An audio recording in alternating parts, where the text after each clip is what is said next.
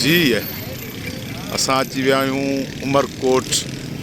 ही उमरकोट जो क़िलो आहे ऐं क़िले जो चयोसूं त विज़िट कयूं। ईद जो आहे ॿियो ॾींहुं ऐं मसूद अबड़ो साहब असांजो सिंध जो तमामु सुठो एडिटर, फिल्म ड्रामा जो, म्यूज़िक जो।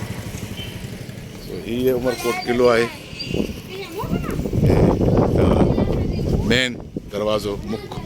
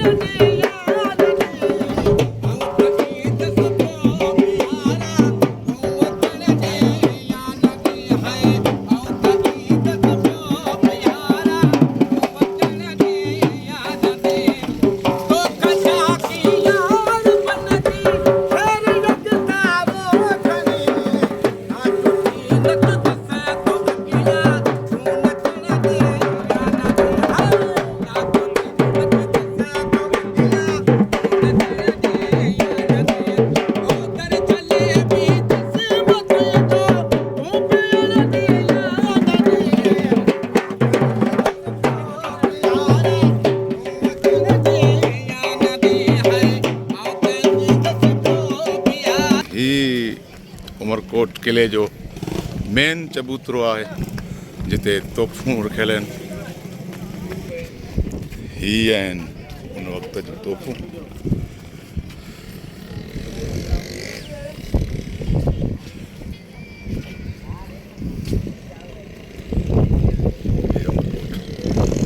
शहर जो नज़ारो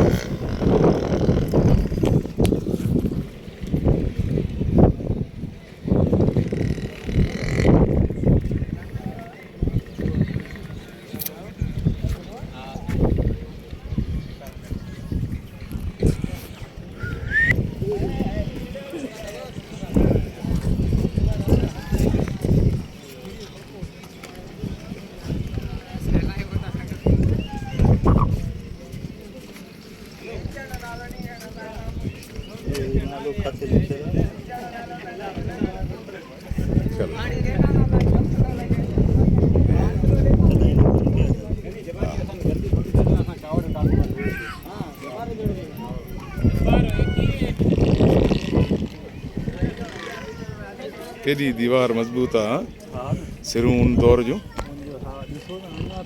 हा, हे ख़ूबसूरत नज़ारो उमरकोट शहर जो।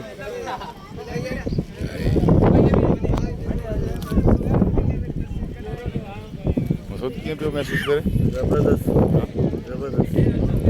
ऐं ख़ासि तौर ते हिन दौर में ही डेवलप थियो। अॻे अञा हुनजी हालति सही न हुई, हाणे माना बहितरीनु थो लॻे ऐं काफ़ी माण्हू हिते घुमण फिरण जे हिसाब सां, सियाहती हिसाब सां अचनि था। इहो ई आहे न, हाणे हिस्ट्रिकल असांजूं जेके बि आहिनि हिननि खे जॾहिं असां सुहिणे नमूने सां असां हुनखे सेट रखंदासीं, डेवलप कंदासीं, हुनखे प्रिज़र्व कंदासीं त असांजी जेकी तारीख़ी जेके विरसो आहिनि, तारीख़ जेकी शयूं आहिनि उहे पंहिंजी अहमियत ऐं अफ़ादियत क़ाइमु रखंदियूं। बाक़ी तवजो न ॾींदासीं, तवजो ॾींदी गवर्नमेंट न, गवर्नमेंट तवजो ॾिए थी। हा बिल्कुलु। हिन जा इहो आहे त माना ॿाहिरियों मुल्कनि खां माण्हू जेके बि आहिनि उहे जो ॾिसंदा बि त उन्हनि जी बि दिलि चाहींदी त भई इहे शयूं ॾिसूं त सही, माना हेॾे पुराणे दौर जूं जेके बि आहिनि।